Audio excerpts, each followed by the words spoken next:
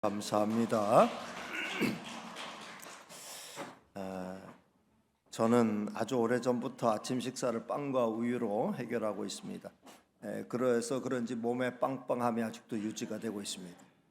빵은 주로 제과점 빵을 사서 먹습니다. 매일 제과점에 들를 수 없기에 한 번 살 때 2, 3일치를 한꺼번에 구매합니다. 어떨 때는 식빵을 사서 일주일을 먹기도 합니다. 그런데 올해 들어 아침 메뉴가 하나 더 추가되었습니다. 따뜻한 수프를 먹는 것입니다. 아내가 며칠 집을 비웠을 때 우연히 찬장을 뒤지다가 수프 봉지를 발견했습니다.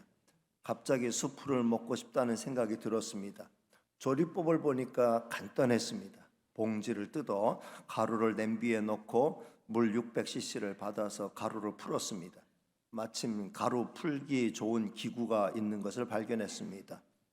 도구를 이용해서 가루를 푸니 잘 풀어졌습니다. 센 불에 수프가 끓기를 기다렸습니다. 그리고 한번 끓고 난 다음에 약불로 3분간만 더 저으면 그것으로 조리 끝이었습니다. 본래 수프 1인분의 양이 이렇게 많은가 생각하면서 국그릇에 수북 담아서 퍼먹었습니다. 맛있었습니다. 옛날 경양식 집에서 그 경양식에서 나온 수프 맛과 같았습니다. 한참을 먹었는데도 양은 별로 줄지 않았습니다. 나중에 너무 많아서 조금 남겼습니다. 나중에 봉지를 자세히 보니까 4, 5인분 이렇게 돼 있습니다. 어쨌든 저는 수프 조리법을 알았습니다. 생각보다 너무 쉬웠습니다. 그래서 요즘은 일주일에 한두 번은 집에서 수프를 끓여 먹습니다. 당연히 이것은 제가 합니다. 그러면 아내는 옆에서 샌드위치를 만들어 줍니다. 수프를 곁들인 샌드위치는 어떤 호텔의 조식 뷔페에도 뒤지지 않는 고급스러움과 맛을 보여줍니다. 수프 끓이기가 이렇게 쉬운 줄은 몰랐다고 하니까 아내는 다른 모든 요리 다 쉽다 해보면, 그러나 저는 절대로 그 말에 넘어가지 않았습니다. 생명 유지에 꼭 필요한 라면 끓이기와 수프 끓이기 정도만 숙지해 놓으면 더 이상의 조리법은 배울 필요가 없다는 생각을 지금까지는 확고히 붙들고 있습니다. 아주 힘들고 어렵게 보이던 일들도 사실은 막상 해보면 그렇게 힘들지도 않고 어렵지도 않다는 것을 알았습니다. 한번 해보니 그 다음 두 번째 하는 일은 아주 쉬웠습니다. 이제부터 기회가 되는 대로 새로운 일들에 도전을 해볼 수 있겠다는 생각이 조금 들었습니다. 물론 지금 당장은 아닙니다. 당장은 할 일들이 산더미같이 쌓여있기 때문이죠. 저는 2024년을 새로운 도전의 해로 만들어갈 생각입니다. 타성 또는 관성에 이끌려 살지 않기로 했습니다. 새로운 도전거리를 찾아서 영적으로 힘쓸 일들과 육체적으로 힘쓸 일들을 조화롭게 해서 헤쳐 나갈 생각입니다. 따라서 저는 지금 영과 육의 새 힘을 달라는 기도를 하고 있습니다. 여러분도 2024년을 새로운 도전의 해로 만들어 가시기를 주님의 이름으로 축복합니다. 성도 여러분, 새로운 도전 가운데 가장 큰 도전은 복음의 불모지에 가서 복음을 전하는 것이지요. 선교사의 사역이 그런 사역이라고 할 수 있습니다. 사도 바울은 가장 모범적인 선교사로서 수많은 복음의 불모지를 개척해서 교회를 세웠습니다. 그의 헌신과 노력으로 초대교회가 기반을 든든히 다지게 되었고 세계를 향해 뻗어나가게 되었다고 해도 과언이 아닙니다. 데살로니가 교회도 바울의 그런 노력의 열매라고 할 수 있지요. 오늘 본문의 내용은 데살로니가 지역에서 선교를 시작할 때 사도 바울이 어떤 중심으로 선교했는지를 밝히고 있는 내용이죠. 사도 바울은 오직 하나님의 뜻을 받들어 오직 하나님을 힘입어서 하나님의 은혜와 사랑을 전하는데 온 힘을 쏟았다라고 고백하고 있습니다. 그 결과가 지금의 데살로니가의 모습으로 나타났다는 거죠. 사도 바울은 타성이나 관성에 따라서 선교하지 않았습니다. 그는 항상 새로운 노력과 새로운 헌신을 보여줬습니다. 그 결과 바울의 선교는 1차 선교 때보다는 2차 선교, 2차 선교 때보다는 3차 선교가 훨씬 더 큰 범위에서 더 큰 효과를 보게 되었던 것이죠. 자, 그러면 오늘 본문은 오늘 본문에서 사도 바울은 어떤 중심으로 데살로니가 지역에서 선교를 시작했는지 말하는 내용을 살펴보겠습니다. 먼저 1절 말씀 다시 읽겠습니다. 시작. 형제들아, 우리가 너희 가운데 들어간 것이 헛되지 않은 줄을 너희가 친히 아나니. 앞서도 말씀드렸듯이 바울은 데살로니가 지역에 오래 머물지 못했습니다. 그러나 복음에 대한 반응은 뜨거웠고 열매도 많았습니다. 다만 극심한 반대 세력이 일어나 선교를 지독하게 방해함으로 인해 서둘러 떠나야만 했습니다. 그렇지만 바울의 노력은 헛되지 않았고 이렇게 멋지고 훌륭한 지역사회의 모범이 되는 교회가 탄생한 거죠. 바울의 말처럼 우리가 너희 가운데 들어간 것이 헛되지 않은 줄을 모두가 인정하지 않을 수 없게 되었습니다. 우리를 통해 복음의 깃발이 꽂히는 곳마다 그 노력과 헌신이 헛되지 않게 되기를 주님의 이름으로 축복합니다. 지난 시간에 우리 교회가 협력해서 섬기는 바운더리가 얼마나 크고 넓은가를 말씀드렸죠. 그 지역마다 그 노력이 헛되지 않기를 바란다는 거죠. 그리고 무엇보다 우리가 한 영혼을 주님 앞으로 인도하기 위한 전도의 노력이 절대로 헛되이 되지 않고 좋은 열매로 나타나게 되기를 주님의 이름으로 축복합니다. 자, 이제 2절 말씀 같이 읽겠습니다. 시작. 너희가 아는 바와 같이 우리가 먼저 빌립보에서 고난과 능욕을 당하였으나 우리 하나님을 힘입어 많은 싸움 중에 하나님의 복음을 너희에게 전하였노라. 아멘. 사도 바울이 빌립보에서 당한 고난에 대해서는 사도행전 16장에 자세히 기록되어 있습니다. 한참 전도의 열매를 많이 맺는 가운데 귀신 들린 여종을 만나게 되었고 그 여종과 엮이게 되었고 그 여종의 귀신을 쫓아냄으로 인하여서 억울한 누명을 쓰고 억울하게 옥살이를 하죠. 매도 실컷 맞고 지하 감옥에 갇히게 되었는데 놀라운 기적의 역사로 그 옥문이 깨지면서 자유를 얻게 되었고 그리고 빌립보 간수를 비롯한 그 집안이 주님 앞으로 돌아오는 기적의 역사, 역전의 역사가 나타났죠. 빌립보 관리들은 재판도 안 하고 바울을 실컷 때렸다가 이제 바울을 그런 이제 일들을 통해서 그냥 석방을 하려고 하니까 바울이 내가 로마 사람인데 재판도 안 하고 이렇게 큰 모욕을 가해놓고 이제는 조용히 돌려보내려고 하냐. 그 관리들이 직접 와서 우리에게 사과하고 우리를 돌려보내야 될 것이다 라고 하니까 그들이 와가지고 직접 사과하고 그 지역을 떠날 것을 정중히 부탁하여서 바울이 그 빌립보 지역을 떠나게 된 거죠. 그 다음 지역으로 이제 선교 지역으로 택한 게 바로 이 데살로니가 지역이라고 말할 수 있습니다. 데살로니가 지역에서의 선교 역시 절대로 만만하지 않았죠. 바울의 말대로 그의 선교 사역은 고난과의 싸움이었다라고 말해도 과언이 아니죠. 오늘 말씀을 보면 사도 바울은 고난이 매우 많았기 때문에 많은 싸움을 하였다라고 고백하고 있습니다. 그런데 그 많은 고난과의 싸움에서 사도 바울이 늘 승리할 수 있었던 비결이 있어요. 그 비결이 무엇입니까? 오늘 말씀에 보면은 하나님을 힘입어 싸웠기 때문이다라고 말하고 있습니다. 그렇습니다. 고난과의 싸움에서 승리하려면 절대적으로 하나님의 도움을 힘입어야 하는 줄로 믿습니다. 그러면 하나님의 도움을 힘입는 방법이 뭐예요? 하나님의 도움을 힘입는 방법은 아주 간단하죠. 하나님을 찾아서 기도하면 된다는 겁니다. 성도 여러분, 자꾸 고난이 싸움을 걸어오면 하나님을 힘입어서 극복하시길 바랍니다. 그러면 반드시 전화위복의 기회가 되어질 줄로 믿습니다. 자, 이제 3절을 같이 읽겠습니다. 3절 시작. 우리의 권면은 간사함이나 부정해서 난 것이 아니요 속임수로 하는 것도 아니라. 성도 여러분, 아무리 거창한 간판을 내걸었어도 간사함이나 부정에서 나온 사역은 사리사욕을 채우기 위한 사역에 지나지 않죠. 그건 절대로 하나님의 기쁨이 될 수도 없고 다른 사람에게 유익이 될 수도 없습니다. 오직 자기 욕심을 채우기 위한 속임의 사역이 될 수밖에 없고, 이런 사역은 이단의 괴수들이 벌이는 사역이라고 말할 수 있습니다. 성도 여러분, 복음 사역은 그런 사역이 아니죠. 복음 사역은 절대로 간사함이나 부정함이 통하지 않습니다.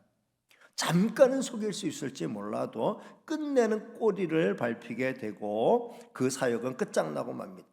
복음 사역은 진리의 말씀을 다루는 사역이에요. 진리의 말씀을 전하는 자가 진리를 따르지 않는다면 그 사역은 볼장을 다 본 거죠. 성도 여러분, 복음 사역은 진리 사역이기 때문에 사역자가 진리를 따라야 하고 참여하는 자도 진리를 따라야 합니다. 우리의 참된 진리는 예수 그리스도이신 줄로 믿습니다. 교회 머리는 예수 그리스도이시죠. 따라서 교회는 예수 그리스도만을 따라야 합니다. 우리 교회가 이제까지 복음 사역을 잘 감당하며 여기까지 올 수 있었던 것은 우리의 머리이며 우리의 진리 자체인 예수 그리스도를 전하고 그를 따르려고 애를 썼기 때문이지요. 이제라도 우리의 마음이 변하여 예수 그리스도를 따르지 않고 다른 것을 따르려고 한다고 하면 우리가 망하는 것은 시간 문제일 것입니다. 항상 진실하게 진리 대신 주님만 따르는 저와 여러분이 다 되시기를 주님의 이름으로 축복합니다. 이제 마지막 4절은 두 부분으로 나눠서 읽겠습니다.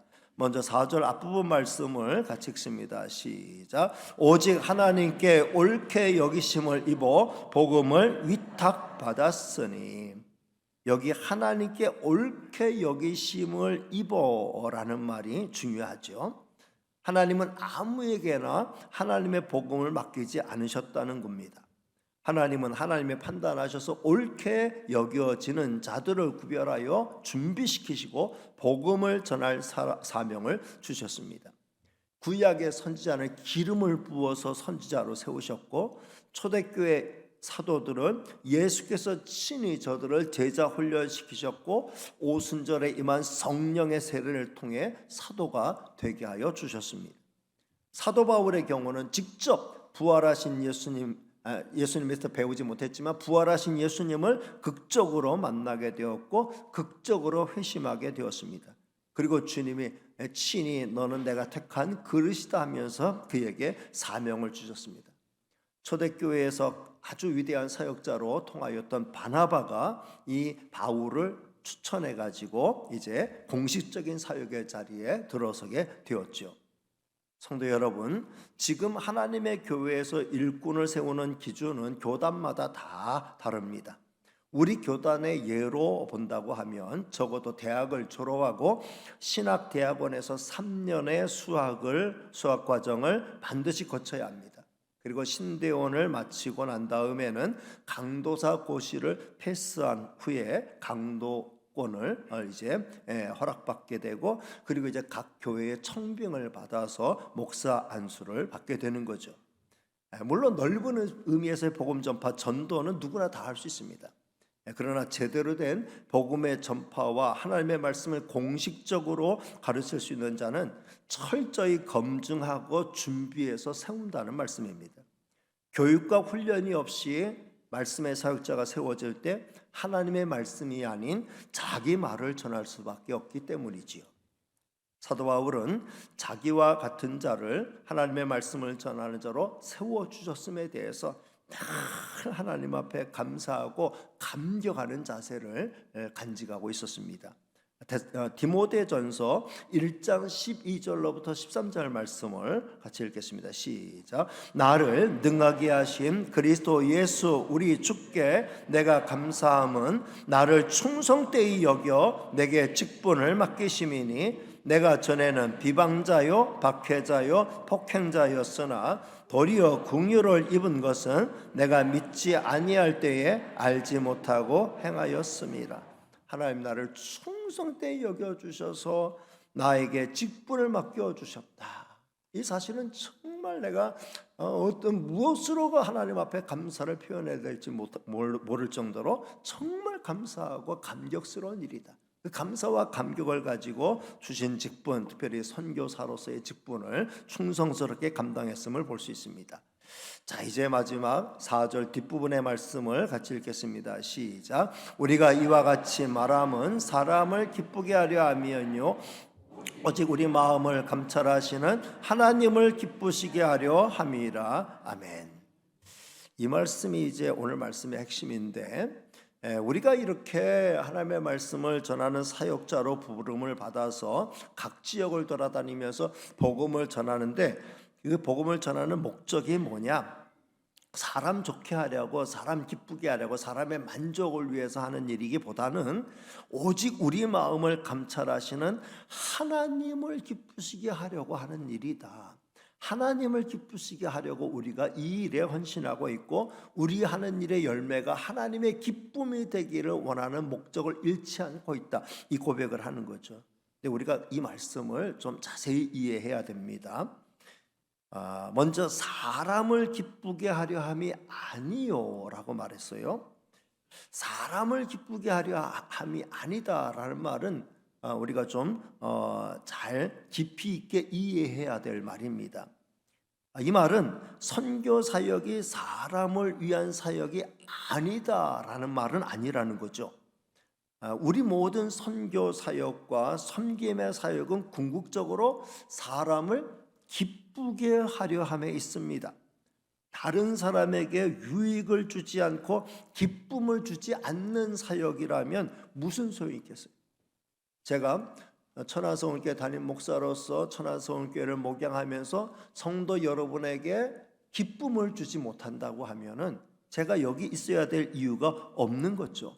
사람에게 유익 주지 않고 사람에게 기쁨을 주지 않는 사역이 무슨 소용이 있겠습니까? 하나님도 우리에게 기쁨을 주시기를 원하신다 그러셨잖아요.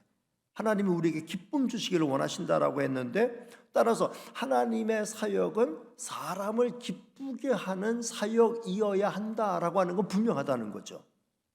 다른 사람을 불행에 빠뜨리게 하는 사역이라면 당장에 포기해야 합니다. 우리의 사역은 궁극적으로 사람을 살리고 사람을 행복하게 하고 사람을 기쁘게 하는 사역이지요. 이것이 교회가 이 땅에 존재하는 이유이기도 합니다. 세상에 많은 사람이 지금 불행을 경험하고 있습니다.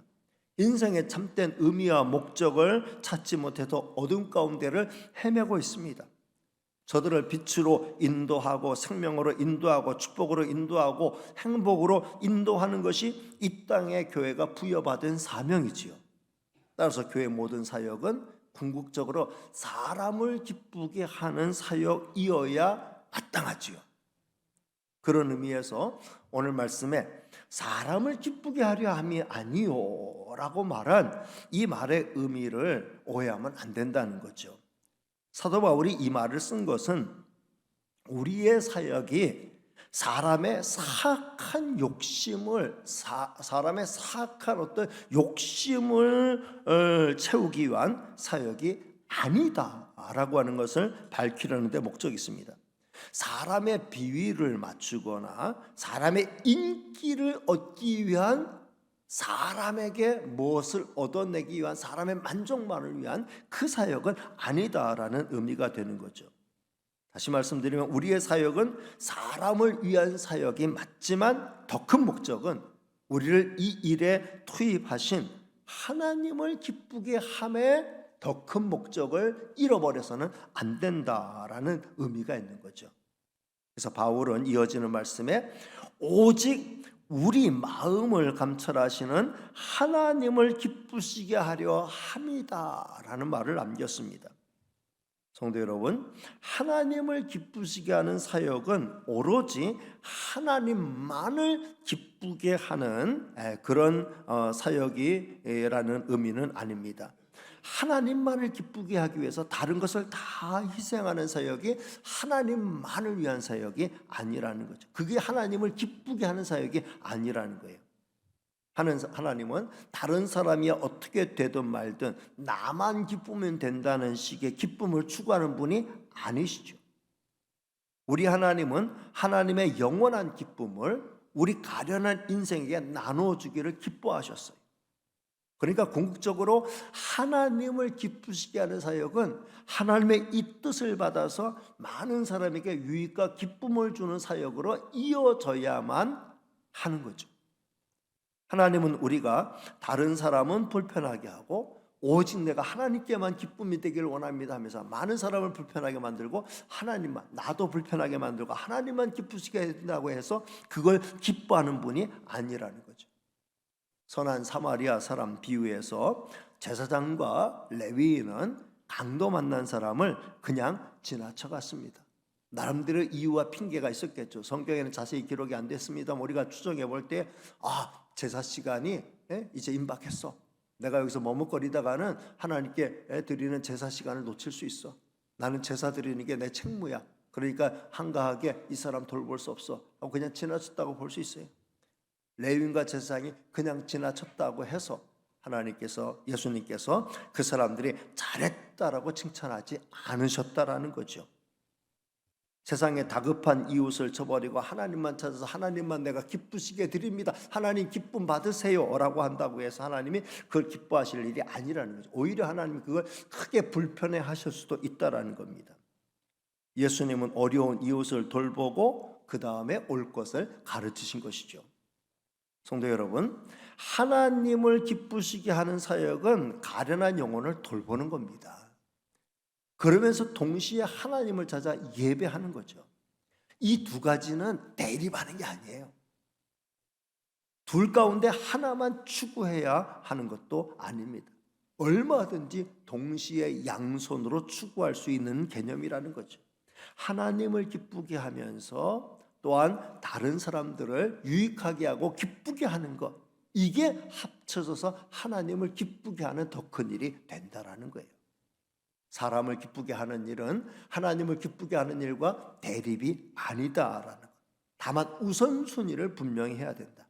사람을 기쁘게 하려고 하나님을 슬프게 하는 일이 되어서는 안 된다라고 하는 것만, 그 우선순위를 바로 정하고 있으면 됩니다.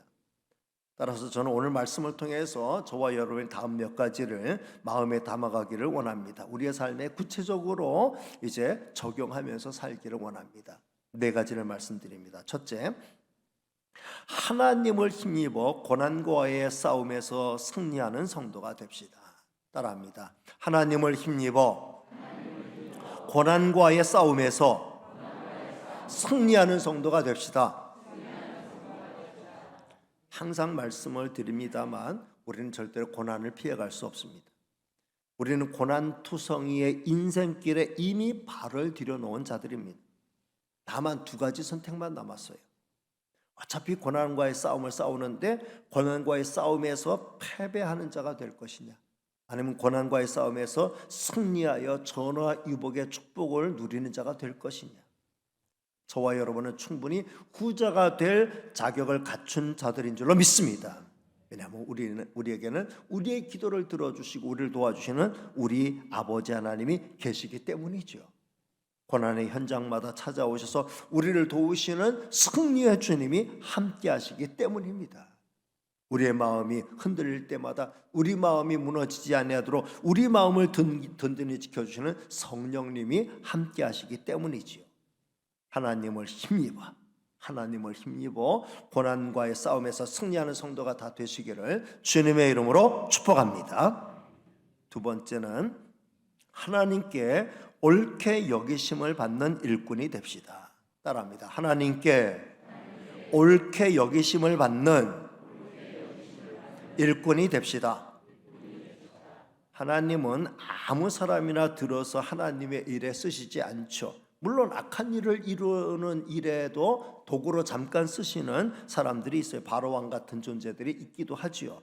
그러나 하나님이 정말 하나님의 큰 뜻을 이루기 위해서 쓰시는 사람은 하나님의 마음에 드는 사람이에요.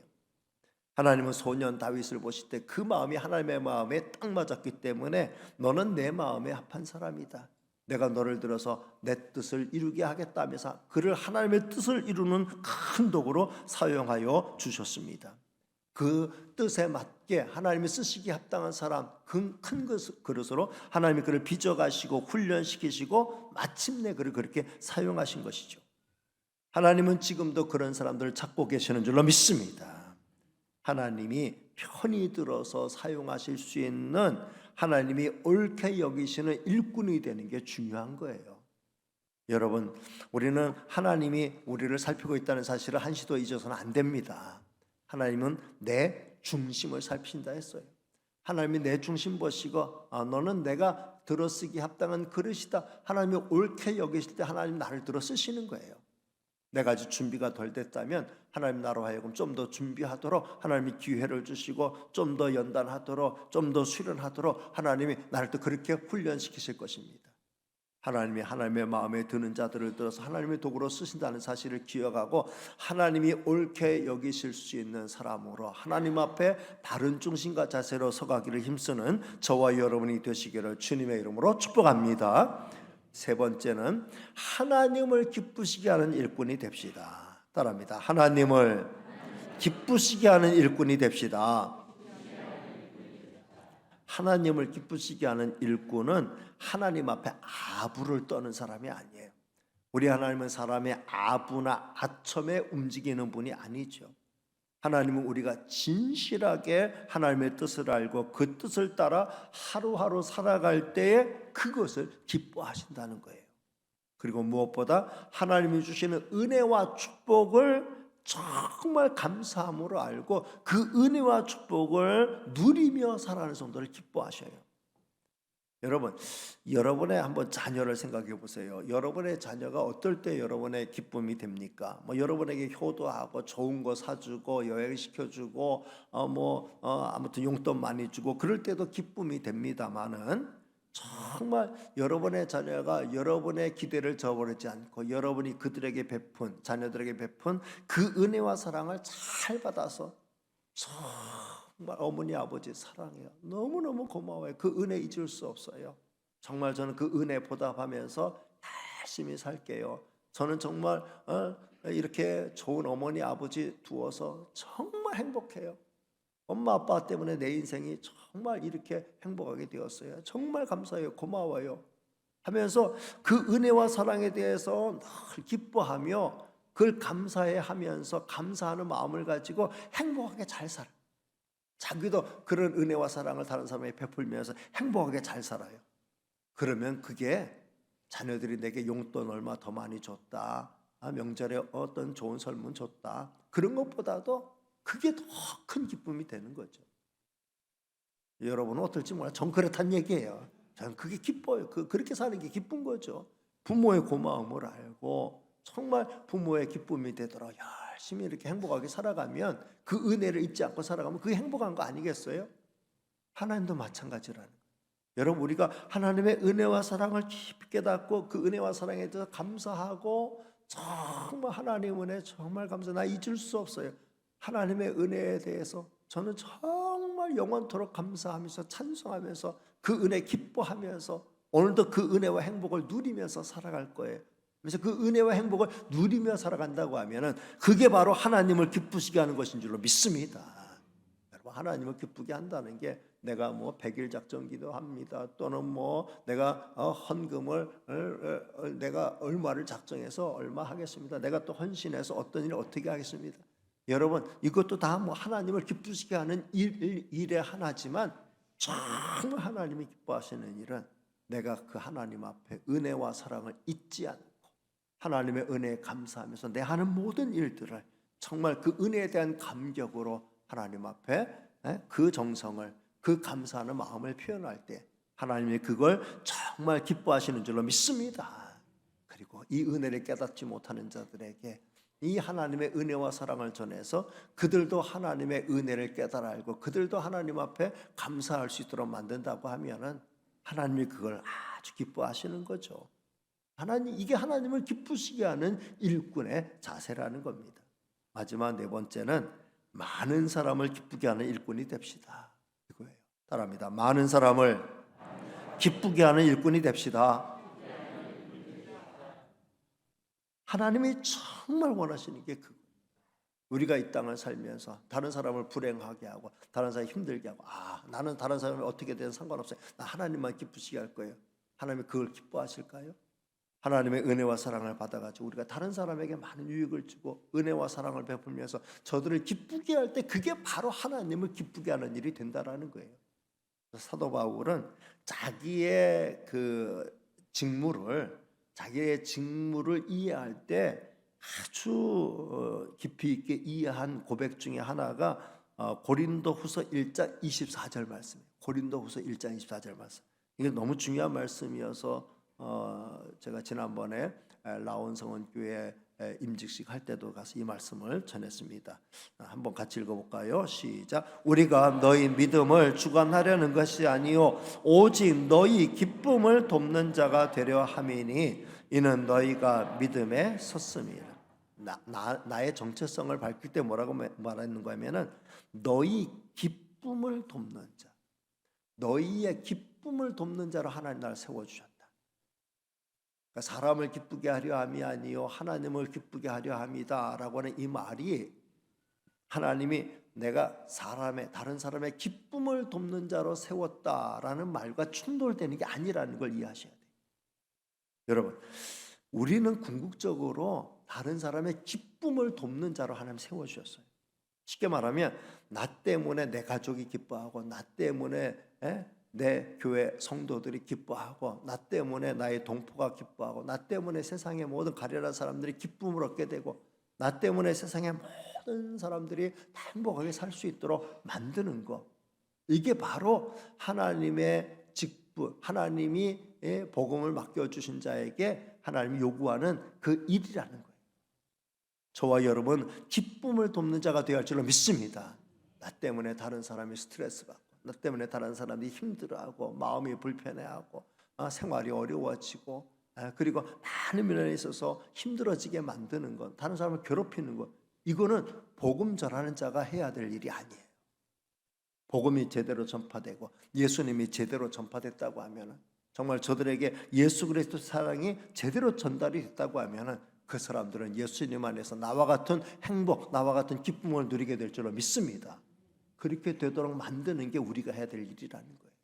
이게 진정 하나님을 기쁘게 하는 일이 된다라는 거예요.